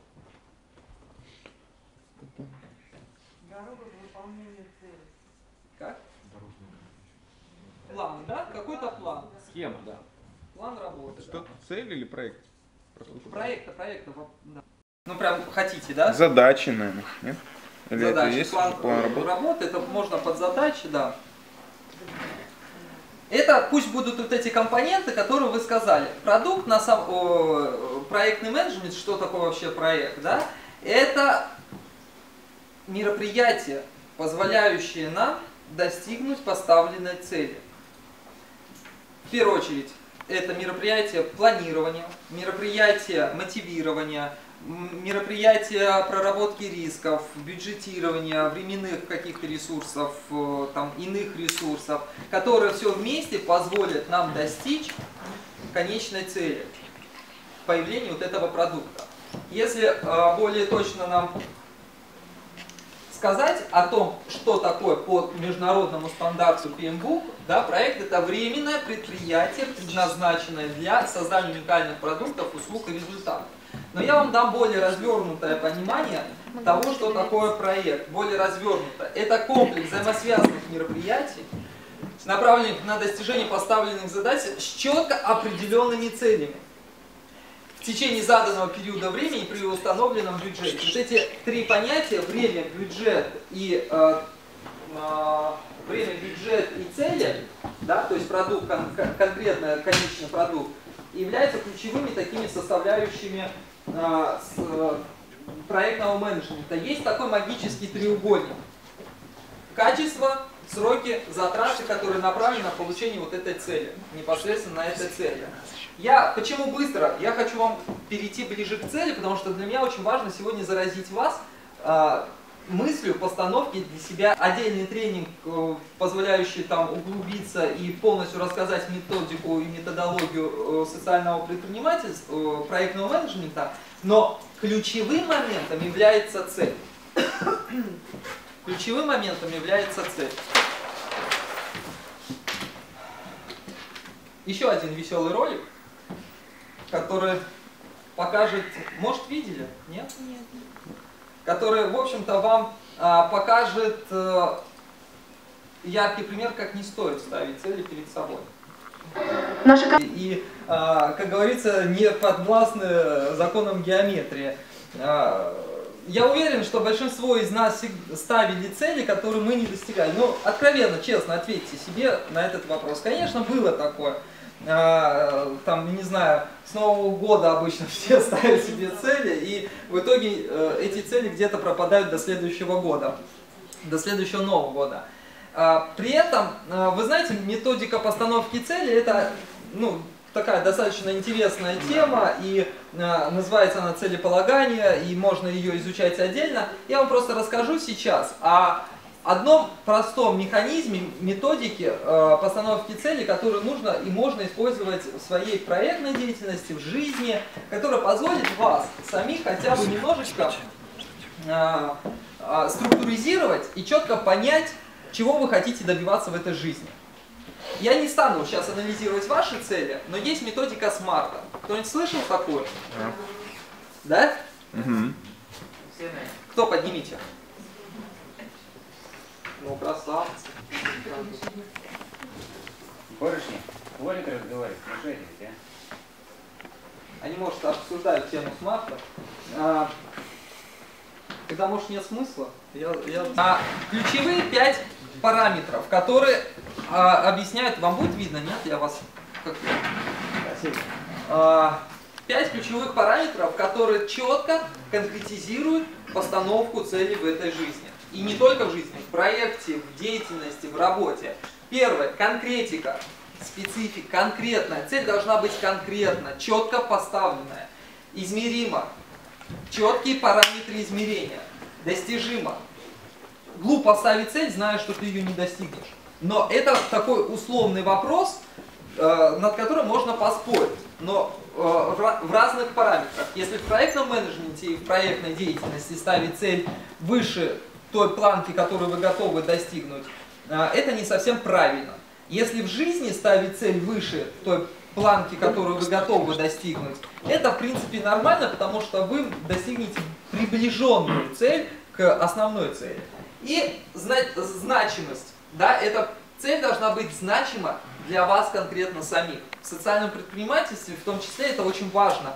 Так же, как и определять конкретную востребованную проблему социальную, чтобы ее решать, точно так же и ставить цель, которая будет значима. И время. Время, позволяющее ограничить процесс реализации тех мероприятий, которые позволят достигнуть цели. Более отдаленной и общей для общества. Если она идет даже вразрез, тогда она достойна того, чтобы это и есть как раз значимость, понимаете? То есть если эта цель, которая не значима, она не будет сочетаться с целями, которые вы ставите перед, там, стоят у вас. Ну это абстрактно, значимость. Что значит значимость? С чем она согласовывается? Вот, с целью государства, с целью человека, с целью общества, там еще с чем. Хорошо. Пусть для вас будет значимость, это как раз и есть согласованность. Почему? Потому что для меня понятие, вот как правильно коллега отмечает, что значимость и согласованность это и есть релевантность. Ну, то есть, пусть будет так. Да, синонимы. Поэтому вот просто кто-нибудь, я пожалел, конечно, сейчас, что я заранее не спросил про цель, чью-нибудь цель, но озвучите вот цели, которые вы раньше в принципе ставили себе. Ну, купить понятно, квартиру, да. Купить квартиру, условно, купить квартиру. Знаете, пример расскажу про купить квартиру. То ли видео, я ролик какой-то видел, то ли сюжет, нет, да, я прочитал даже. Значит, бар, пивной бар, заходит пользователь в этот пивной бар и видит над барной стойкой надпись «Завтра пиво будет бесплатно». Он такой заходит, думает, ну блин, ну я же не зря зашел, выпью сегодня и завтра приду, завтра будет бесплатно. То есть он выпивает, приходит завтра, такая же надпись, завтра пиво будет бесплатно, понимаете? Вот примерно точно так же и здесь, купить квартиру. Это однозначно непонятно, в какой срок вы купите. Да? Вы не понимаете значимость этого проекта для себя, вы не понимаете конкретно, какая будет квартира ваша, двухкомнатная, однокомнатная, трехкомнатная, двухуровневая, там какие-то апартаменты, либо студии и тому подобное. Вот купить квартиру для себя, для жизни, да, цель поставить, это не совсем правильно. Если мы пропишем цель, то приобрести там двухкомнатную квартиру в таком-то районе, в таком-то ценовом диапазоне, к такому-то сроку. Вот это будет более понятная цель, когда вы четко понимаете конкретно, какую квартиру, где она будет конкретно находиться, сколько квадратных метров эта квартира будет иметь, там, плюс в какому времени вы это должны сделать, и при условии, что она для вас действительно необходима и востребована, да, значимости, и вы оцениваете свои ресурсы, что к этому времени мы сможем накопить это количество денег или заработать это количество денег, тогда действительно цель будет достигнута. Точно так же и в социальном предпринимательстве, точно так же в бизнесе, в обычном. Когда мы ставим цель увеличить производство, это ни о чем, увеличить производство. А когда мы ставим цель увеличить производство на 20 или 30% за счет внедрения новой технологической ленты или линии, или там новой методики технологической к такому-то сроку, адекватно оценивая эти сроки и свои затраты, вот тогда ваша цель будет четко понятна и она будет достижима. Программирование это работает на нейрофизиологическом уровне. И если вы еще... На подсознании. Если вы еще не пробовали, попробуйте просто прописать конкретно свою какую-то значимую цель вот на ближайшие там полгода. Одну цель. И у вас обязательно это получится. Хотите, сейчас чью-нибудь цель мы пропишем вместе. И перейдем к примерам социального предпринимательства. У кого есть мечта, которую еще, вот давно уже эта мечта греет душу, но давно не добивались ее? Купить квартиру. Ну мы уже разобрали. Давайте личностного какого-то. Давайте. Вот у вас цели нету. Не было во всяком случае. У меня. Но она была такая образная какая-то. Такая. Ну давайте вот мою цель. Нет, давайте вот сейчас молодой человек. Послезавтра, да? Заканчивается. Сегодня 29-й. Достигнет он этой цели? Нет. Реально. Она стояла месяц назад. Хорошо, стоп. Может ли он достичь этой цели? По идее, да. Выиграть. Может. Не зная человека, сложно сказать, может человек достичь или нет. А вы знаете, вот по вот этим двум параметрам, как? Физически нет, интеллектуально можно попробовать. Если она поставлена была 1 июня, то есть 29 дней ничего Господа, не я к совсем другому веду. По вот этой цели непонятно, чего он хочет. Это не цель. 100 тысяч до послезавтра. Я вам сегодня сделаю 100 тысяч. Хотите? Давайте. Нарисуем. Нет, зачем? Я пойду и русские рубли обменяю на узбекские суммы, которые очень-очень-очень дешево стоят. Мне обойдется это в 1000 рублей, условно скажем. Извините, цель была 100 тысяч. Не было рублей прозвучавших. 100 тысяч рублей не прозвучало. Эту цель он также себе поставил месяц назад, заработать 100 тысяч к 1 июля. Но он не обозначил себе 100 тысяч чего, каким способом. Нет, подождите, вы сейчас озвучили как бы 100 тысяч рублей. Это цель, которая... Давайте посмотрим. Видите, даже этим пользуются. Каждый день мы подводим цель 1, 100 тысяч рублей до 1 июля. Даже условно 100 тысяч рублей, даже если мы останавливаемся на рублях, на 1 июля, мы не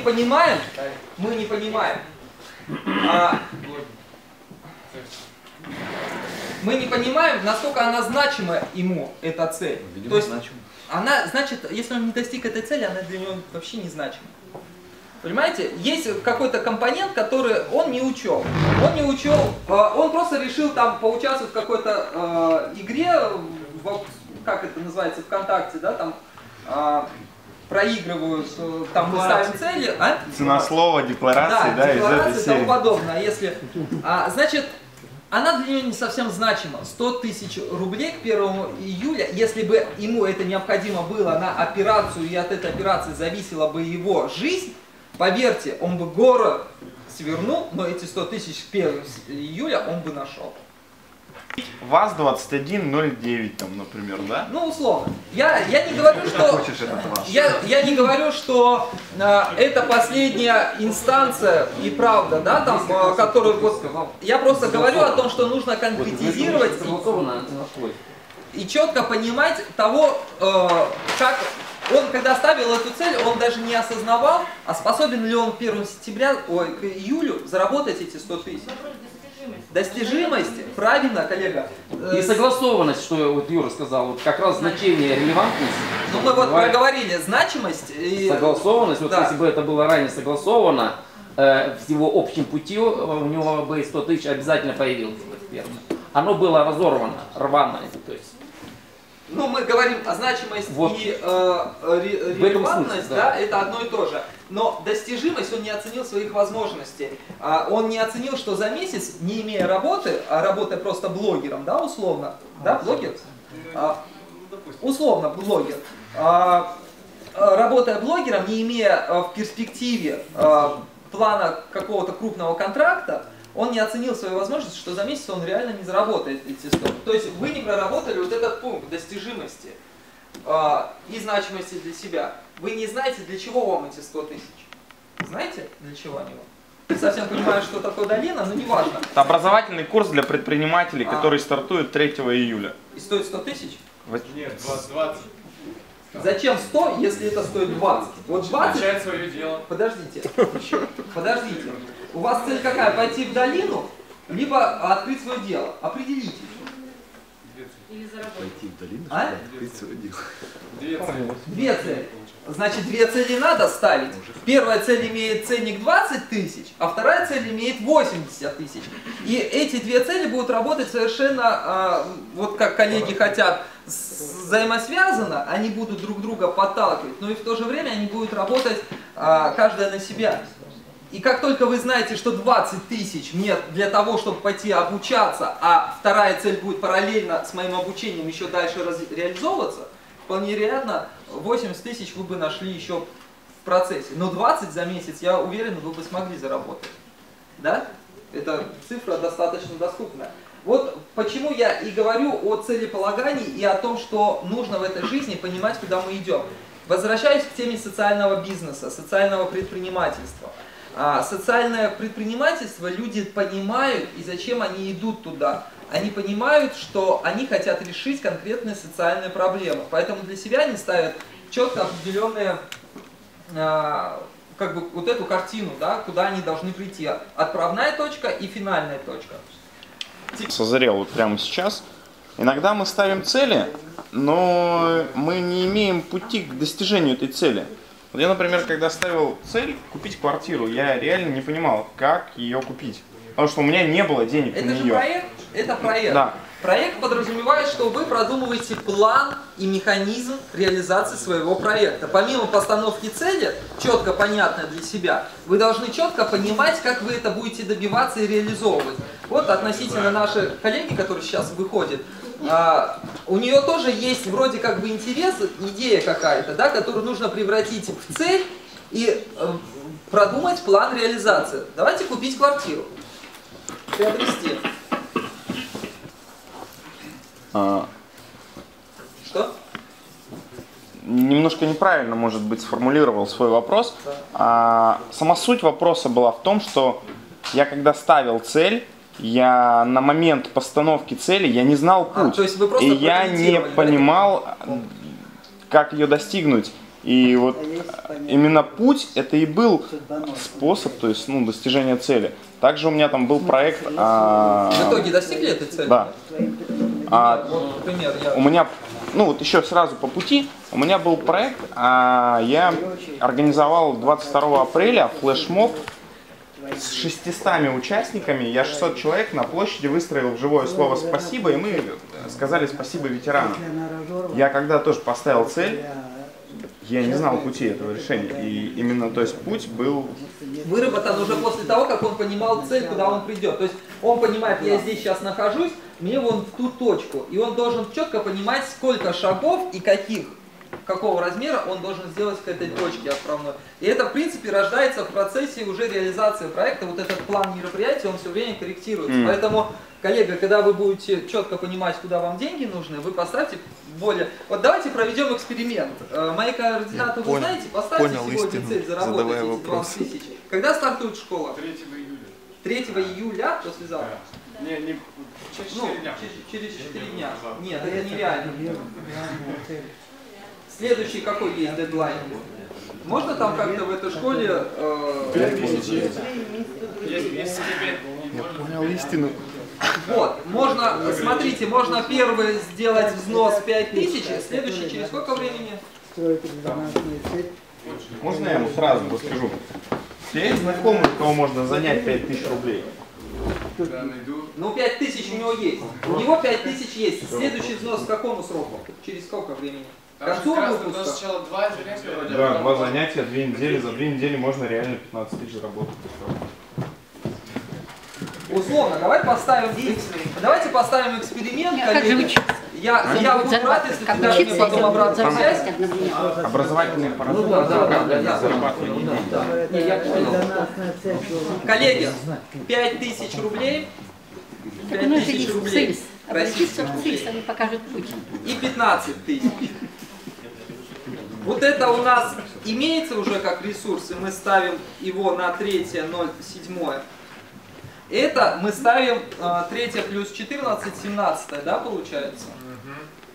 17, 0,7. Теперь не торопимся давать согласие. Никогда не торопитесь делать поспешных выводов. У вас намечается, вы работаете вообще где-то? Не работаете. У вас есть пример, какой-то план, где вы можете, к примеру, заработать эти деньги? Понимаете, да? Несколько компаний, которым, или там несколько сфер, где вы можете заработать эти деньги. Есть? Есть возможность. То есть вы должны определить для себя 3 хотя бы пути. Пусть будет 3, условно. Может их 2, 1, но должны быть проверены, где вы можете заработать эти деньги. И оцените возможности за эти 2 недели. Вы сможете именно эти 15 тысяч? Просто для себя грамотно подумайте и оцените свои возможности.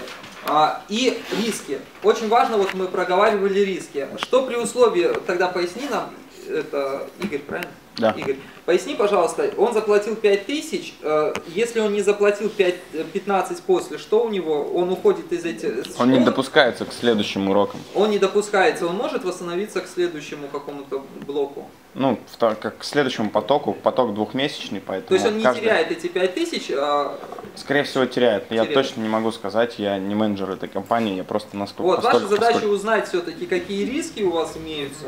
Он хочет в каникулы. Вот, да. То есть, если есть среди присутствующих возможность его, вот, дать ему шанс, не откажите ему. Ладно, подумай насчет своими вот компетенций, возможностей, посмотри объявление и проанализируй возможность за 2 недели. Ну, по-хорошему, конечно, надо было месяц назад этим заняться. Но, опять же, коллеги, реально, за 2 недели по 7000 в неделю заработать, на стройке сколько один день стоит, коллега из строительной компании, скажите, сколько стоит один день носильщика, там, чернового рабочего? Чернового от 500 рублей в день. 500, это да? Это самый низ, как бы, более-менее нормальный рабочий 1500, ну, хороший рабочий где-то 3000. То есть он может, в принципе, он может договориться с работодателем, что он 2 недели работает, ему авансом дают эти 15 тысяч, и дальше он 2 недели работает бесплатно. Ну, все зависит от тебя. 200. Это без опыта работы черновой рабочий. Как еще раз? В цеху на производстве зарплата у оператора станка 1200 рублей за смену. Ну вот, по сути дела, рабочий день. по сути дела, у вас есть возможность реально пойти, но если вы хотите, реально этого хотите, то вы получите. По-моему, нормально. Коллеги, давайте сейчас мы с вами по примерам социального предпринимательства, мы отвлеклись, и мы с вами отработаем. Давайте. Первая неделя по 500. Конкуренцию просто. Что мы тоже пойдем. Ну все. Коллеги, давайте вернемся теперь. Вот с целью я вам просто это как бонус, да, для того, чтобы вас зарядить на определенные результаты в своей жизни. Это реально работает при условии, что если вы себя контролируете и координируете. Теперь по примерам, я сразу перейду к конкретным примерам. Примеры я выстраиваю следующим образом. Я показываю с самого начала элементарные, простые примеры, которые даже могут вызвать у вас где-то не совсем правильное восприятие. Но мы будем разбирать это неправильное восприятие. Итак, небольшой городок, Рыбинск, проект. Самые удивительные. И компьютеры, тогда уже были компьютеры. Компания Microsoft объединила эти 2 темы и стали успешными. Ну, вот, таких примеров вот очень я много. показываю пример, видите? Вот антикафе, но никто не поддержал. Оно было... Потому что оно не востребовано, значит? Нет, оно было востребовано, но слишком дорогая аренда и тому подобное. И не было таких вот, не нашли спонсоров. Ну, тут разбираться надо. Я считаю, что антикафе не является социальным предпринимательским проектом. Ну ладно, это кто как? А чем является игра? Хочешь, играешь? Нет, это не игры. Нет, не только игры. именно такого интеллектуальное. Семья решила за счет государства получить оборудование, и пока это кафе не работает, так скажем, в остальные часы они для каких-то своих целей используют то, что купили за чужой счет. Хорошую вы, может, и мысль подаете, но это, опять же, с точки зрения только предположений, да, условно скажем. Но здесь главный какой социальный эффект? Она трудоустраивает людей с ограниченными инвалидностью, да, с ограниченной возможностью по здоровью. То есть уже по вот этому признаку это является предметом социального предпринимательства. Два человека, кстати, обратите внимание, когда показывали вход в это кафе, никаких банков я это знаю, да. Я не берусь оценивать, там вторая, третья группа, третья была, да, обозначена, они колясочники, я не совсем владею всем. По-моему, нет. Первые вообще никакие. Вот, ничего не могут. Да. Соответственно, скорее всего, для этой категории, ну я согласен, что пандус в любом случае должен быть. Полностью. Я же вас предупредил, что это противоречивый такой проект. Он достаточно интересен с точки зрения комбинации ресурсов и возможностей и подачи вот этой идеи. И в то же время закрадывается мысль, в чем социальность. Но для себя я определяю социальность этого проекта именно в трудоустройстве людей с ограниченными возможностями, сохранении русских традиций, как они это обозначают. Я сужу по этому проекту вот из той информации, которую мы все видели. Да? То есть яркие примеры, критерии определения социального предпринимательства, они здесь выявлены четко.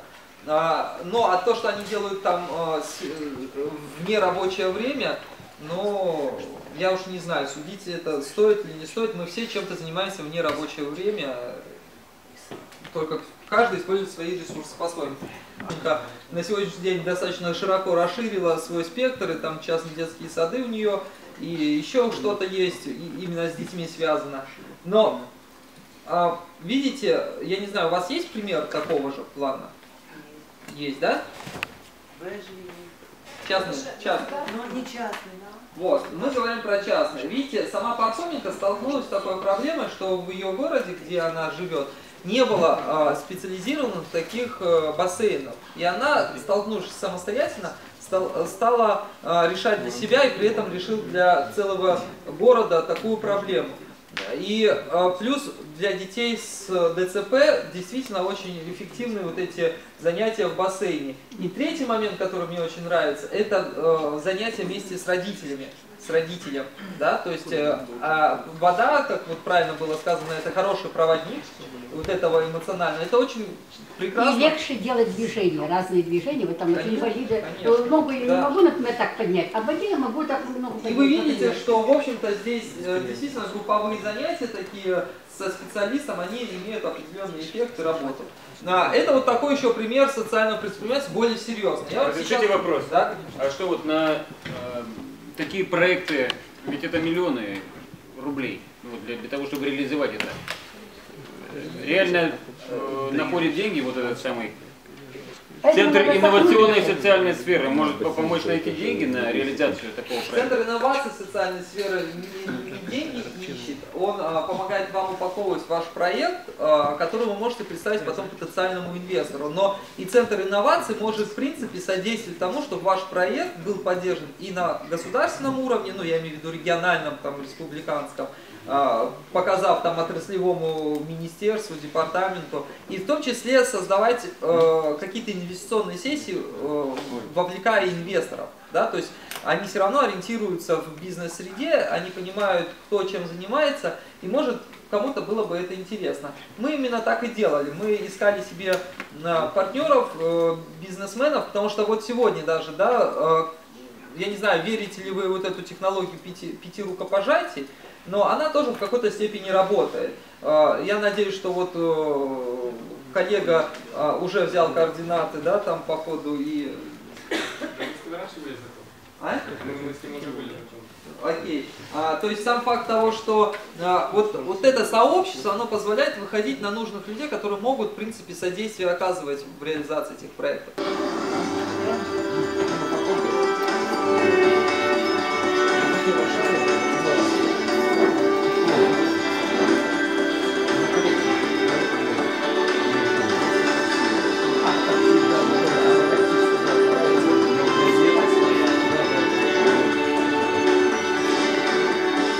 Проблема, почему у нас сейчас в городах, а село загибается, да? Это вот первый пункт, который мы можем как проблемный опознать. Если у вас это нет... Возрождение села. Возрождение села, традиции и тому подобное.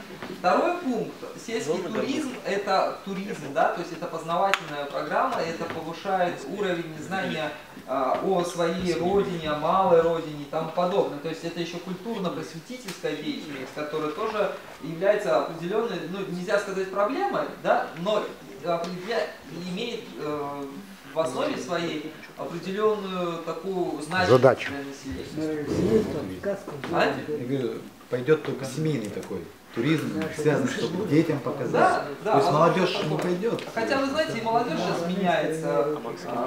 Молодежь тоже может легко пойти. Это зависит от нас. Если это это зависит от нас, как мы если это все в традиции. Сейчас даже свадьбы люди молодые делают в каких-то традициях то место, где они проживают.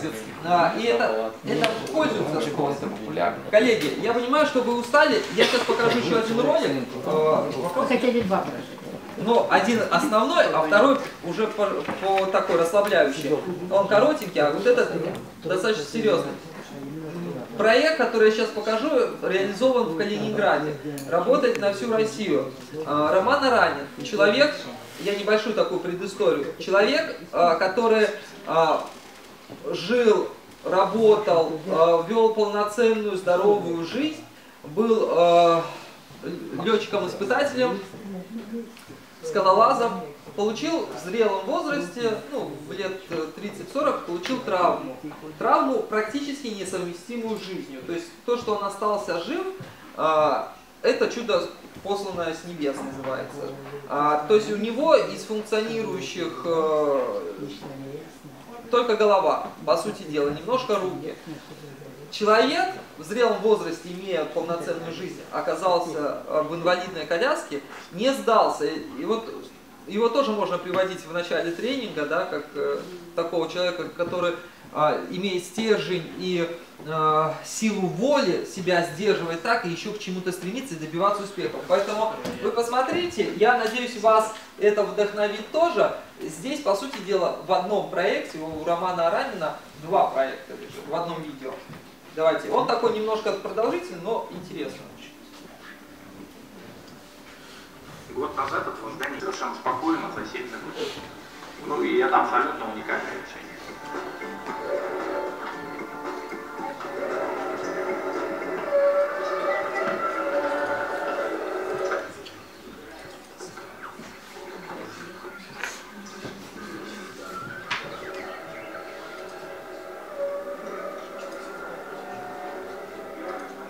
В индивидуальных случаях, когда человеку действительно это надо, и для того, чтобы, ну, то есть аргумент «хочу пойти гулять» пока, к сожалению, не работает.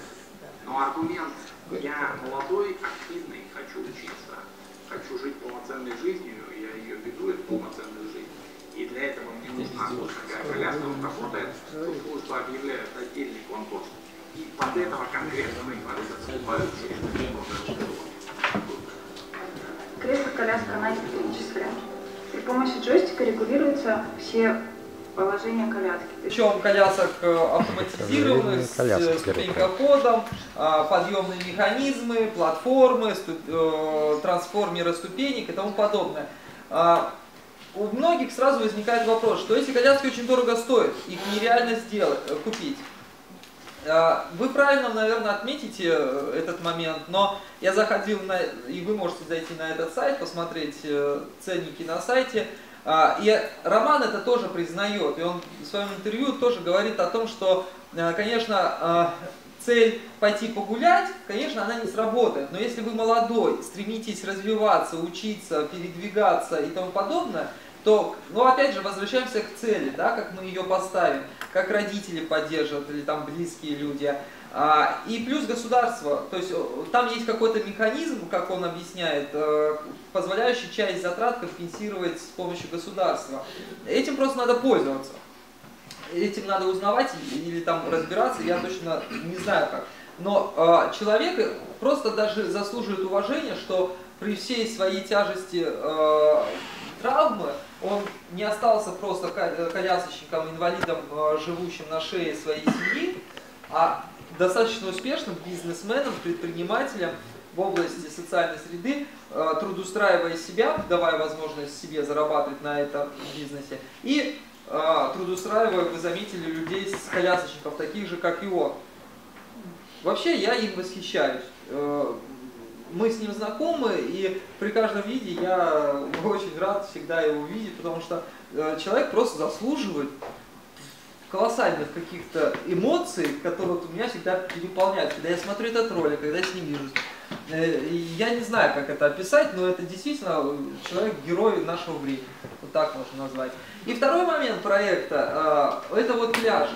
Вы обратили внимание, ну у кого, у взрослого, здорового человека, вообще придет ли мысль такая, как колясочники вообще ходят ли они куда-то плавать, да, условно, летом?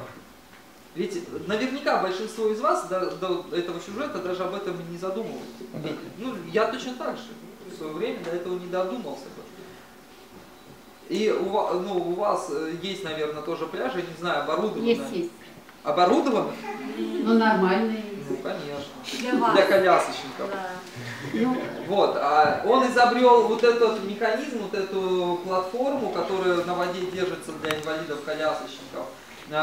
Ведь раньше, вот даже сейчас задаться вопросом, как раньше, если даже хорошо оборудованный есть пляж, на чем? На вот этой коляске, что ли, завозят воду? Или на руках заносят? Извините, долго ты не сможешь. Кажется, такое в аренду можно сдавать. Ну, приезжают когда? Да, это все в аренду. Это все в аренде. Это да, он берут в аренду и все это делается. Вот эти механизмы, они все-таки предполагают риск, травмирования, риск, то есть не удержал колясочник. Вы знаете, на ком ложится риск? На производителя этой коляски. То есть виноват не тот, кто держал будет, и не тот, кто сидел, а тот, кто сделал эту коляску такую, что этот не удержал и инвалид. Или здесь, например, утонул, там в смысле имеется, проткнул что-то. Любой изобретатель будет виноват в этом. Его можно посадить за то, что он так плохо сделал. Не сертифицировал. Да, потому что это сложно. Почему вы решили, что так это давно бы уже все вообще я не утверждаю, просто говорю, что там, наверное, очень много вопросов к этой технике может быть. Коллеги, относительно сертификации, у него вся его продукция, она пробирована, сертифицирована, то есть она находится в нормальном зоне качественной, да? Никто не отменял присмотр за вот этими определенными зонами, то есть эти зоны специально для инвалидов, они оборудованы и они находятся под охраной. Соответственно, есть спасатели, инструкторы, которые все это отслеживают и отсматривают. Однозначно это не просто так, ты пришел, взял и пошел, да? Я уверен в этом. Ну, я хотел добавить к тому, что мы же когда кроссовки покупаем, проскальзываемся, ногу ломаем, мы же не подаем на производителя. Обвиняем, что они скользкие. Тем не менее. Это все относительно. Я просто показываю вам пример даже вот социального предпринимателя, который, вот так он смог. Да, и он не сдался. Мы все жалуемся там своим каким-то неудачам, там, неуспехам и тому подобное. Вот тебе хороший стимул, да, что люди даже вот не имея возможности передвигаться самостоятельно, и то нашли способ зарабатывать себе на жизнь и обеспечивать. А ты молодой, сильный, перспективный, у тебя все получится, и тебе, может, 2 дня хватит, чтобы заработать. Коллеги. Извините, еще есть очень дорогой способ. Мы смотрели фильм «Роботы для тех, кто сидит дома» по ухаживанию за детьми. Сейчас созданы такие роботы вот для пожилых, если не... В общем, они похожи на людей, с ними можно разговаривать и так далее, и так далее. Ну, это все... Но это в будущем. Сейчас... Это будет социально поднимать, но дорогое. Но это надо узнать. Физическими возможностями. И если говорить о реабилитации таких людей, вот травмированных, вот тех, у кого только нижние конечности не работоспособные, да, сейчас многие частные предприниматели разрабатывают механизмы экзоскелетов. То есть человека ставят на специальную платформу экзоскелета, который может, в принципе, как киборга, да, такого передвигаться. И это рабочий инструмент, он сегодня уже анонсирован и в агентстве стратегических инициатив, и это уже такой на этапе как бы предсерийного производства. Идет апробация, учитывая, что 3D-моделирование, 3D-принтеры появились, то есть, да, элементы удешевления от первоисточников, потому что изначально это очень дорого все. Сейчас элементы 3D-принтеров позволяют удешевить сам продукт.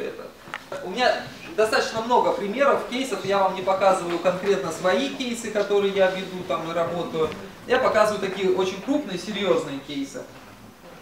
Сейчас покажу пример девушки. Сегодня кто-то что-то проговаривал, то ли вы проговаривали, Людмила, что вот территории развивается девушка, сделала все для того, чтобы развивать заброшенную свою деревеньку. Там то ли с 80 жителями, я не знаю. Но сегодня я после кейса расскажу, к чему она пришла в итоге. Очень хороший пример. Вот такие модные. Урал, по-моему, если не ошибаюсь. Вот это село загибается, найдя механизм, в общем-то, инновационного, да, производства продукта, инновационного. Крем-мед с ягодками. Как звучит, уже хочется попробовать, очень вкусно, да, кажется. И в то же время это полезно экологически чисто, потому что собирается в этой деревушке местными жителями, и все это делается. Она трудоустраивает этих местных жителей, бабушек, у нее производство налажено. Этот видеоролик она снимала на сбор средств для второй очереди, она построила уже вторую очередь. И вот буквально на неделю назад я увидел, что она потом собирала средства на то, чтобы построить детскую площадку в этой деревне. И уже поставила эту детскую площадку в этой деревушке. Понимаете, человек, она живет в Москве. Она живет сама в Москве. У нее вот этот бизнес развивается в Москве.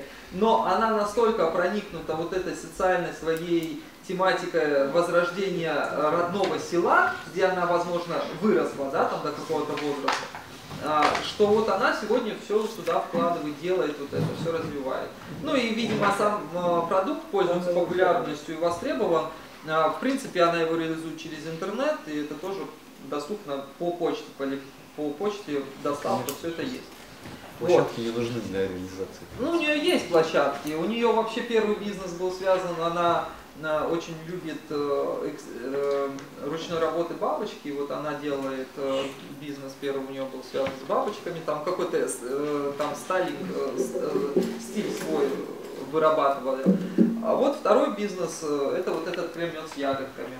А у вас есть анкета, ставьте, пожалуйста, обратную связь для того, чтобы мы понимали, то ли мы дали, что вам нужно, и что нам нужно сделать вам еще больше дальше. Ну, это больше для ЦИСа, а для меня, конечно, будет важно ваше восприятие моего тренинга. И еще у меня такое есть предложение. Давайте сделаем общую фотографию на память, и я думаю, чтобы потом в дальнейшем вы смогли. Где это сделать? Уважаемый Денис, чтобы вы пожелали участникам сегодняшнего тренинга? Терпение. Я хочу пожелать не останавливаться на достигнутом, всегда идти вперед и добиваться успехов. И трудиться в поле лица своего. И мы счастливы!